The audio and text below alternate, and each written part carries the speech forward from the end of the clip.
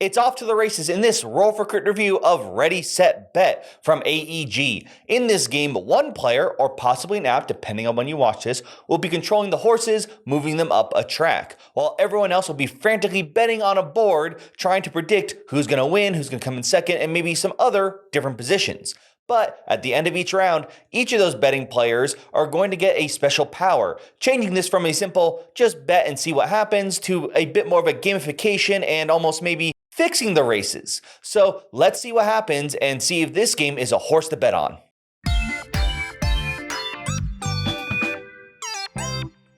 This is the basic setup here. This is where all the bets are going to occur, and this is where the race is going to happen if you're not using the app. As of this recording, I do not have the app available to me, so all of this was done with the physical form.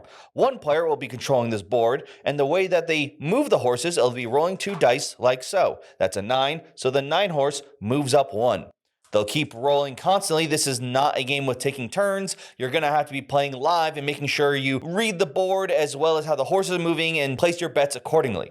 Now, you'll keep moving up horses like so, and as the race moves on, they'll get closer and closer. If, for example, I were to roll, let's say, a 4, and then I were to roll another 4, I'm not going to try, certain horses get a bonus for having their numbered rolled twice in a row. The farther away from 7, which statistically, it should be the most common number, the larger the bonus. So in this case, a 4 will move an additional 1, 2, 3 to the 1. This will keep going until 3 horses have crossed the red line. Then the person in charge of rolling the dice will say, no more bets, and you'll just have to wait until one horse, be it one of the 3 or a new one, hits the finish line.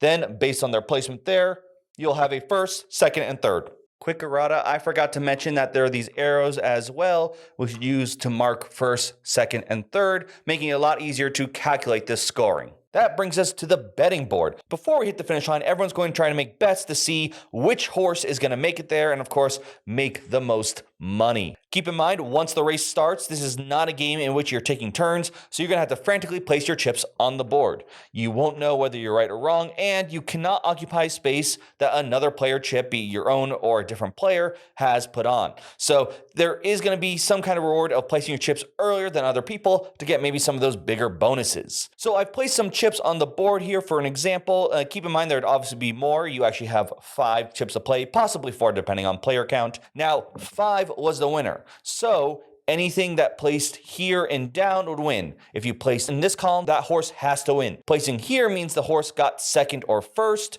So in this case, second and first would be 5 and 7. So only this player would get it. Finally, show just means they made the top 3. And this player would be correct as 4, 7, and 5 were the top 3. Now, if you are correct, depending on the chip you put down, you would take that and multiply it by the space that's in. That's not a good one. This one would be, so that's a total of 15. If you were wrong, like that chip, you only lose what the red circle there would be. So in this case, that'd be losing 1. But if they were there, they wouldn't lose anything.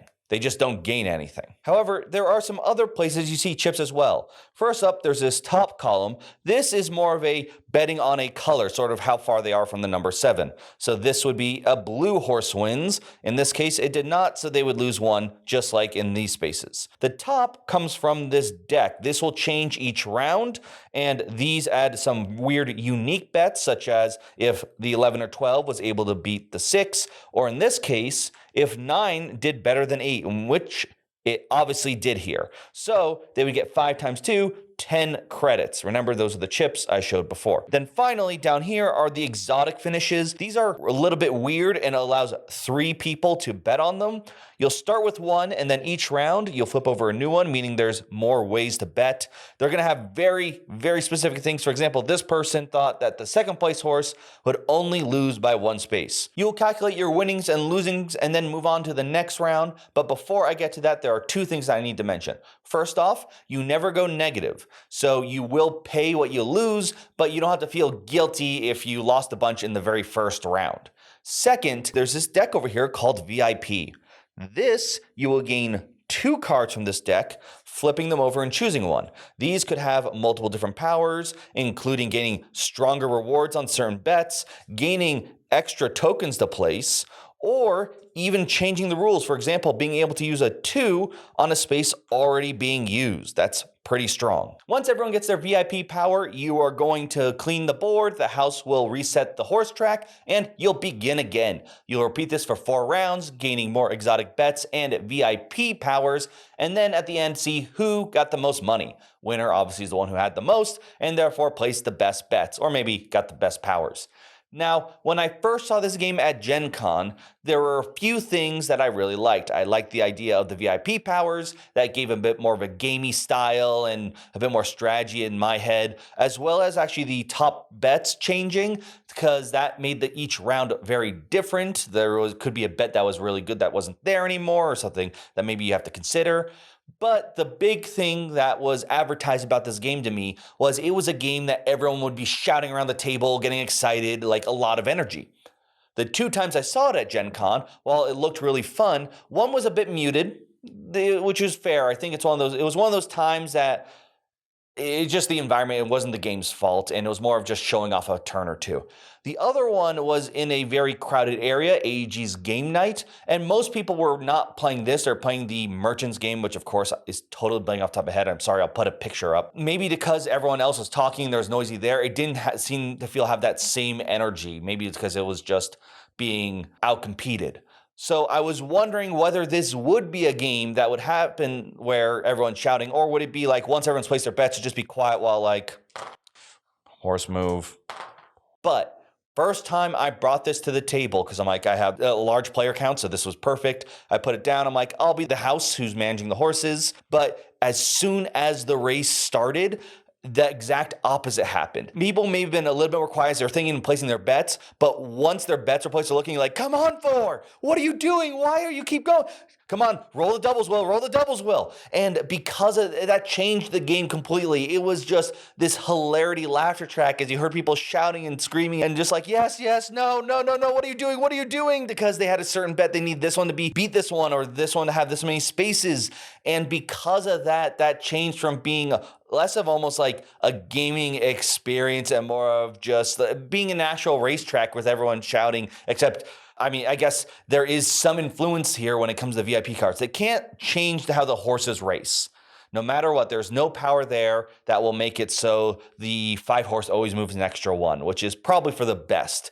All the VIPs just help with betting and getting more money, or losing more. There's high risk, high reward kind of things. Now, I want to focus on the house a little bit. This is the role that is pretty much administrative and moving the horses. It sort of is my favorite role just because that's the kind of thing I like, and betting makes me very anxious. There's a reason why I don't go to actual horse tracks. But it is the kind of thing in most games I'm a bit more worried about, because I mean, even something like Dungeons and Dragons, which I like a lot, there is always that chance of the one person who wants to be a player and is forced into the forever GM role, DM role, and in this case, the forever house. That isn't as bad in something like this, but it's always something I'm a bit more anxious about. There are some workarounds that I want to talk about. First off, there is a way for the house to bet. They can place these little spaces before the race begins. They don't block other people. It's sort of just a way for them to make money. Honestly, I wasn't as in love with it because they don't actually get access to the VIP cards. They just have that. So it's more like doing basic betting. It's like the whole point of the fun of this is not just the yelling, but it's also getting those powers and just all the crazy stuff you can do. I mean, it's not terrible. It's a solution. The other thing you can do is rotate the house, in which a different person becomes a house and they get some bonuses, but they can't use their VIPs usually. The problem with that one, though, is in the final round, no one usually wants to be the house, because that's when you have the most powers, so that's when you can do the most shenanigans during betting. And I totally get that. I personally found it better when one person is just in charge of the races and just rolling the dice, making up names as they move them forward. Like I said, I actually find that fun. And if you don't, then you can just rotate. The game can relatively go fast enough, as depending on how quickly you roll these dice. That being said, once the app is released, that will pretty much solve most of these, because then everyone can be betting while the app will take care of it. It should fix most of the problems, and from the different voice tracks I've heard who will be adding to that, I'm very excited to see it work. Now, there is one other thing that bothered me a little bit. While I loved the prop bets that cycled through, the exotic finishes seemed really heavily conditional. It Rarely people bet on them. I mean, I put an example here, but honestly, unless you had the one power that I forget what it's called, but it lets you bet even when three horses pass the red line. Usually people didn't bet there. They're like, this is going to be more interesting, more fun, rather than this weird, hypothetical, very unique conditions. So I don't know whether they need to change the conditions up or maybe just not use it as it just in my games was not particularly attractive to most players. But when you have so much other stuff on the board, that's probably why. Why bet on this weird ruling when you can just go all in on six doing well? And that's a lot of fun and it's hilarious to see. And because the losing too is so minimal, for example, you can win where the two is here right now. You can win up to six, but you'll only lose one. It doesn't feel nearly as bad. A gaining six or minus six could make you feel really bad if you have one bad round. Even if, let's say I was the green player in this example, and the majority of those did not give rewards, so I'd take the penalty, odds are I'd break even, or worst case, I might pay a few, even if it's the first round, I might pay nothing because I didn't start with any money. So I really felt like the negative to positive ratio was heavily in the favor of positive, meaning you weren't betting like real life where you have to feel like you're going to lose a lot of money. You don't lose your chips. You're just having fun and just trying to see who can get a high score. And because of that, everyone can shout the horses. There's rarely bad feelings. The person who's actually rolling the dice won't actually get beaten because they weren't able to roll a 5 2 times in a row. And because of that, you're going to get this game that has that randomness element of a lot of party games because that's what this board is. It's just rolling dice. But because you're getting VIP cards, the prop bets are changing. And even though I don't like them, the exotic finishes give that little extra something. There's a bit more of that gamified element so people will stay engaged and feel like they're doing some really clever strategies with their bets. And it's not just based on total luck. If you are the kind of person who likes games with a bit more betting in style, but maybe you don't have the best poker face or you don't want to actually lose money by going to a casino or horse track, this is a great one that will give you that feeling of winning a race, but also not losing too much, and you can just focus on the gains rather than being worried if your predictions didn't come out right. Crits and misses for Ready, Set, Bet. Crits. This is a game that really comes down to luck tactically. You are just hoping that certain horses finish it in certain places. However, instead of just being a game where you just place a bet and see what happens, because of the VIP cards, you're going to have a bit more influence and control in terms of how the bets work. You could get stronger bets if you focus on a certain card, get rewards just if certain horses move, or even other very strong powers. This gives you the feeling of you increasing in power and having some influence rather than the actual truth of Lady Luck just deciding which horse she's favoring this round. The prop bets, as well as the exotic finishes, are ways for you to bet on unique conditions each round. The prop bets have weird conditions of certain horses being another or maybe being multiple horses, and because of that, those are places you may keep an eye on depending on how the race goes rather than just saying, well, 8 looks like they're doing pretty good. You have to worry now not just first or second, but you can worry about how the horses finish in the entire lineup, adding a bit more intrigue. And of course, the exotic bets have some really weird ways for you to bet that could feel pretty good if they actually turn out to be correct. I really appreciate how they divvied up the punishment on losing bets in this. It is not nearly the same value as the reward of getting something right. Because of this, players are going to mostly just go up in value rather than maybe swinging a little bit or one person feeling really bad that they lost it all. This causes people to stay engaged, being like they can still win a bunch of money maybe in the next round, and at the very least, they feel like they still have a horse in this race, pun intended, in terms of who's going to win the game. Misses. I found the exotic finishes to be a bit too specific in terms of their conditions. They required some very specific placement of a lot of horses, which usually you wouldn't know until the race was near the end. I feel the prop bets filled the same condition. They were much simpler, changed each round, so there was always different ones out, and people were much more engaged there than with the exotic finishes. I'm always a bit hesitant when one player taking the role of, for lack of a better term, the administrator, while the others are the actual players. This can cause some issues if everyone wants to play and someone feels like they get saddled with the boring job. In this case, I will admit I like this job, and if this is an issue, they do have some rules that help you maybe still take part in it. I didn't like them that much, But if you're like me and don't like those rules, they also will have the app soon, so that will take care of this miss altogether.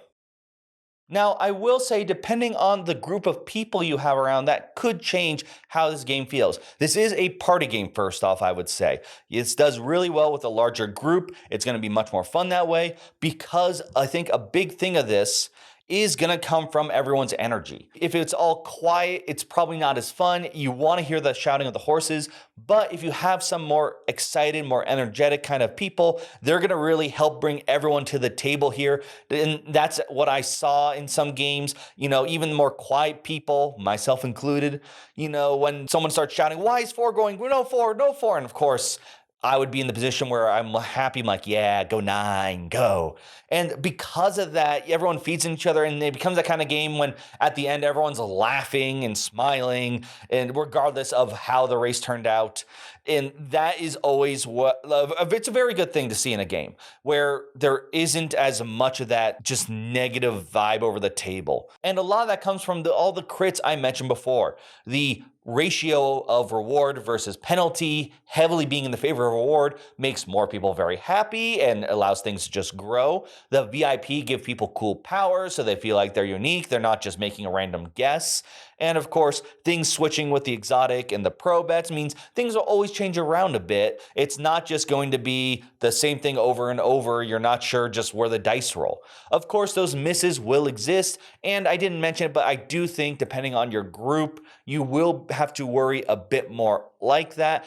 No one I played with was like that, but I played with a pretty mixed group I would consider of energetic versus non-energetic people, and everyone came away pretty happy. So I'm very happy I got to play this. I'm happy when it hit my table how it came out, and I'm really glad, and I don't have to lose any money when playing this. I can just place my bets, be happy I'm wrong, and as soon as the app comes out and I can put that on the TV, I'll be really excited to see how everyone plays with that. Now, let me know if you are watching this after the app has been released and if that either makes it or breaks it for you. And of course, which horse do you think is going to win the next race? I'd love to hear from all of you in the comments down below. Thank you so much for watching this. If you think someone would be interested, please send this to them right away so they can watch. And of course, do the usual stuff, the like, subscribe, the bell. That is where I can get a better chance in the race. That is the YouTube algorithm. But for now, I'm Will, and this has been a Roll for Crit.